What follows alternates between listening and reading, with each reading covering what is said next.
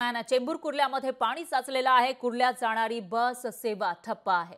नागरिकांची प्रचंड गैरसोय पाहायला मिळते। मेट्रोच्या कामामुळे या ठिकाणी पाणी साचल्याची माहिती समोर येते। त्यामुळे तुम्ही चेंबूर आणि कुर्ल्या दरम्यान जायचा प्लॅन करत असाल बसना किंवा तुम्हाला ओला उबरनं किंवा रिक्षानं सुद्धा जायचं असेल तर त्याआधी तुम्ही ही दृश्य बघून घ्या, कारण चेंबूर कुर्ल्यामध्ये पाणी साचलेलं आहे आणि त्यामुळे कुर्ल्यात जाणारी बस सेवा सुद्धा ठप्प आहे। तर दुसरीकडे नागरिकांची प्रचंड गैरसोय होताना दिसतेय, कारण त्यांना कुठे जाता येत नाहीये, येताही येत नाहीये। तर मेट्रोच्या कामामुळे या ठिकाणी पाणी साचल्याची माहिती समोर येते। या ठिकाणी मेट्रोचं काम सुरू आहे। मेट्रो तर पूर्ण झालेली नाहीये, मात्र पाण्यामुळे इथल्या लोकांना, मेट्रोच्या कामामुळे जे पाणी साचलंय त्याच्यामुळे लोकांना मात्र प्रचंड त्रास सहन करावा लागतोय। इथे बस चालू शकत नाहीये। रिक्षा आणि जे ओला उबर असेल त्यांची गोष्ट तर दूरच आहे, कारण मोठ्या प्रमाणामध्ये पाणी रस्त्यावर दिसतंय।